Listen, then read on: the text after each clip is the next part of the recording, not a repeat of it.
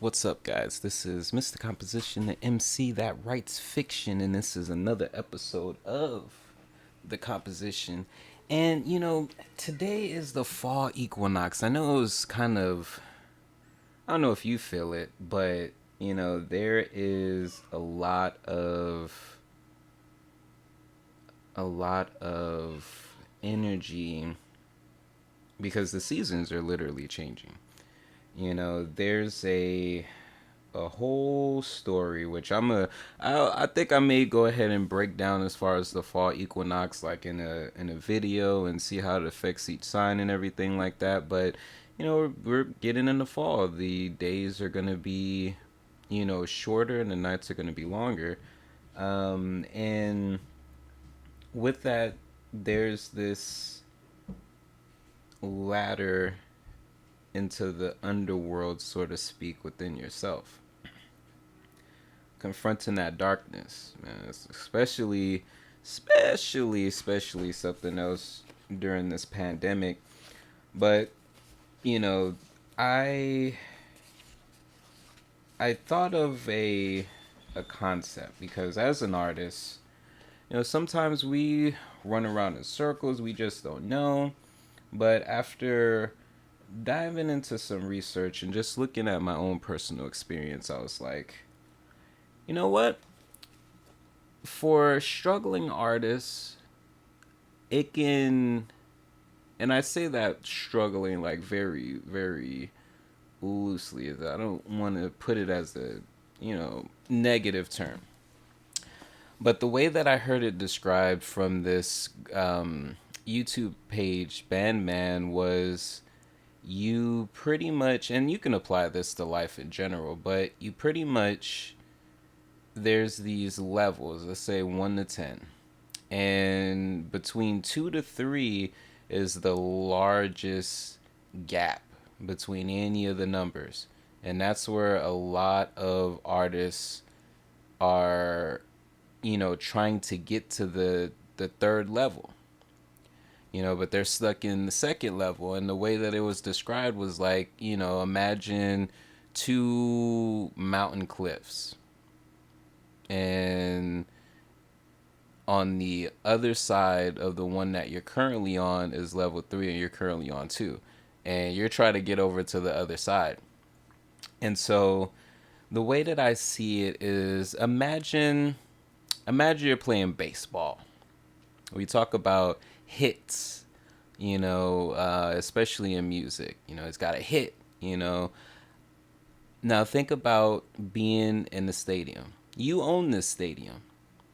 You own this stadium, and we'll call the musician, the baseball player, we'll call the release of music the bat, and we'll call the ball itself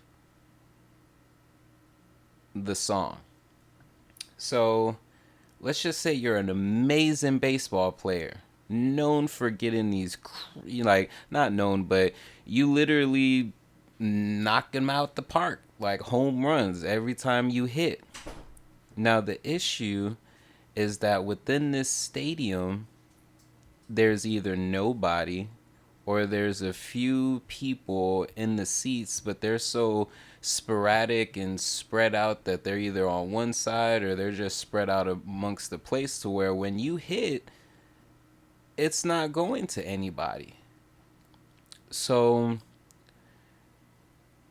it doesn't mean to get rid of your stadium. It means to go into a stadium where there's people that's going to see you hit the home run. And that's what I'm realizing with a lot of this stuff. I can look back on physically being at events, and one part of it was, my, conversation, everything like that. But first, you have to get the people to your table. First, you got to get people looking at you. And the reality in 2020 is that a lot of these platforms, and I'm saying this because I've gone so long doing it the other way, And not even the other way. Here's the thing. You can be doing something a certain way, but the time literally shifts. And so you can't do things the same way and expect, when things are different, you can't do things the same way and expect the same results because the things have shifted. When I think about when I had the most amount of attention on my music and things like that. So, for example, that's if I didn't delete anything. I'll give you an example on my Mr. Composition SoundCloud, not my Dab Troll one. Because I've had the Mr. Composition one for. It should actually tell me. But that's not what we're looking at. What we're looking at is songs. And the. Oh, that's interesting. They gotta have you registered to vote. Um, so let's see. Tracks.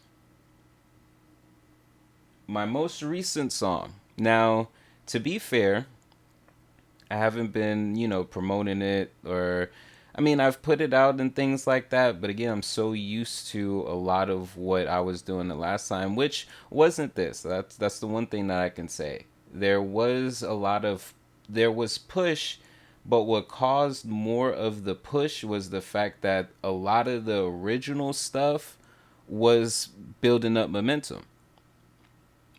So now though, so I just released the song 17 days ago. Lift Us. Now I'm not ashamed of none of this because like I'm starting to understand the sauce now, so it's game over for you niggas. But currently it has 26 plays. Now, um, we'll see. Like this is the thing. We'll look at a lot of these numbers. So let's graffiti the minds on here. These no. Light labors. Light labors is on here. Excuse my graffiti's on here. Now see, here's the thing. So 2 years ago when I put, and I could pretty much see, because here's the thing, there was a lot of the YouTube or the SoundCloud was different back then, as well as Facebook and where I would share this, so it would hit a lot more people, and even these numbers aren't anything crazy, but just to show how, for the most part, like I said, it wasn't necessarily, and even back then I wasn't doing everything. I was doing enough, building up buzz and trying different stuff out. I was in my early mid 20s, just trying to figure it out. So for example though, I'm gonna show you. So when I dropped Light Labors on here 2 years ago, um the out of the one with the most plays was 36 plays out of this um 10 track album. And then excuse my graffiti, which I put on SoundCloud 4 years ago. Now these plays are like in the hundreds, for the couple of them. Marry a Musician, 261. I want to say that is the most. Yeah, everything else pretty much hit 100. That was 4 years ago, and that was still at that point. I had already felt like that energy starting to trail, So let's go, and that's funny because I released Marry Musician originally 4 years ago, and it got 18 plays. But when I released it as a single on SoundCloud, but when I released it in the project, it had gotten more because this was like a collection, of stuff that I put on here. Now, yeah, like I don't like when I did everything as a single track, it, you know, worked in a different way. Now, Texas Pyramids, the single, that was 124 listens. Seed of the Soul was 132. Now, Any Day Now. Now, this was 5 years ago. And the play count was 264. I released this song just 6 years ago, and that was at 309. I released Pandora's Jukebox. Now we're getting into where this was 2013, 2014. This is where I had the most listens and, just attention in general. Now, Pandora's Jukebox, there was a lot of like listings, this was on several websites and different things like that. That one almost has 1,000 plays. Graffiti Lens, when I released it as a single 6 years ago, almost 500 plays. Expendables, that one's at 999. That was 6 years ago. And then 7 years ago, I did the Wu-Tang Forever. That one had got 518 listens. 7 years ago, Race to Forget got 82 listens. Leaves, the instrumental, I did 7 years ago, 272. And then we get into the 8-year territory where, things were in the hundreds and different things like that. But again, look at this. Those compared to basically the same format, tag people, put it in, several different things. I went through a flurry. I tagged a good, it was either 50 to 100. No, it wasn't 100. But it was, a good amount of people. I know it was about 50. Then, I went through a series of Facebook groups. I've been talking about it, put it in IG and different things like that. But there is a lot of time in between. The reality is we're just not seen organically the same way.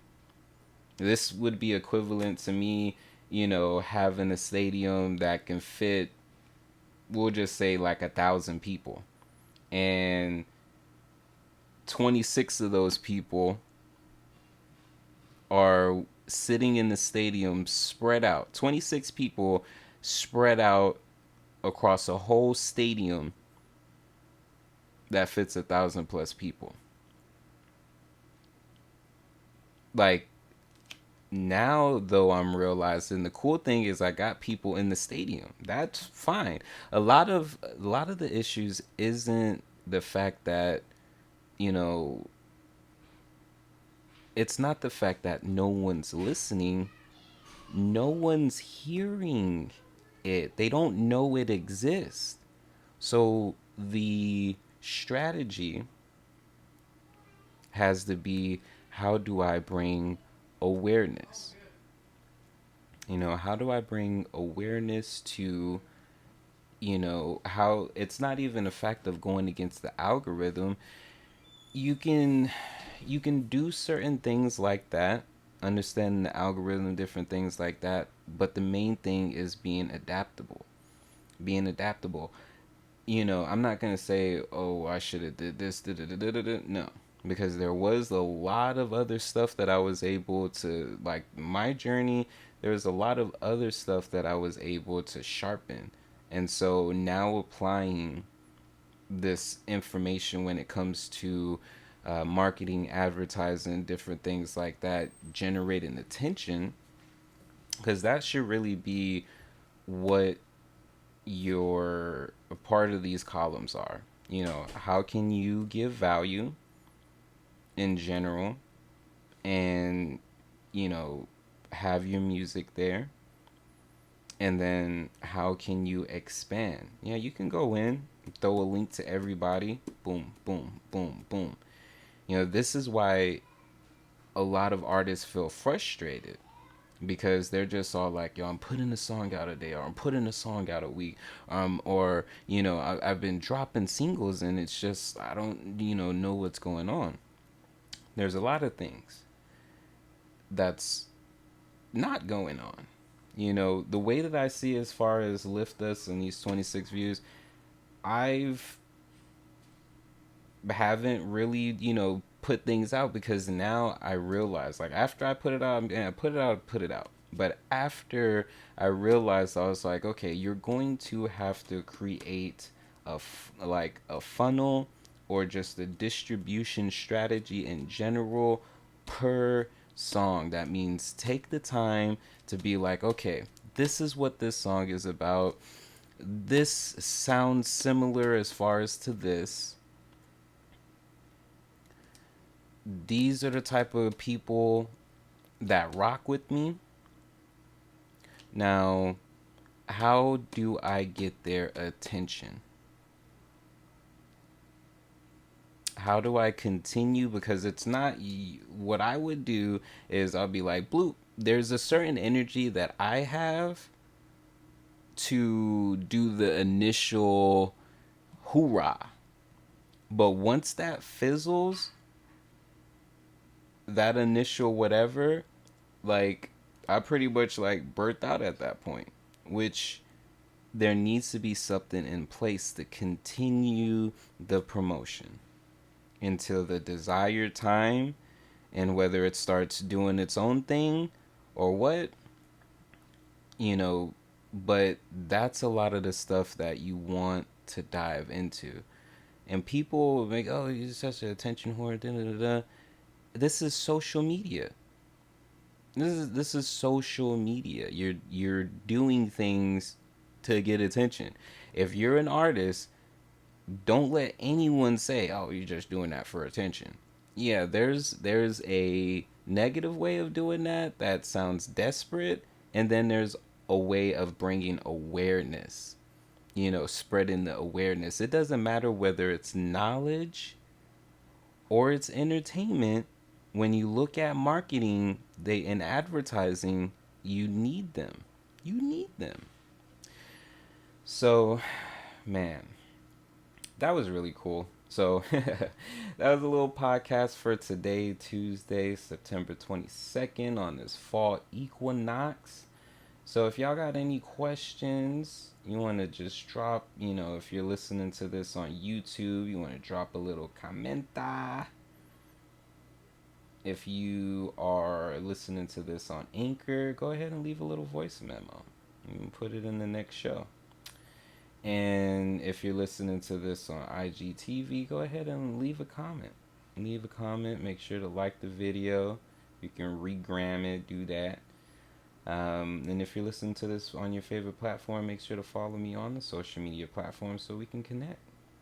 That way we can connect. And then, of course, check out the description section. I got some amazing stuff for you. We got CBD, we got books, we got music, t-shirts, services. So make sure to stop by the Dabtro store, dabtro.com/shop, and see what I can assist you with.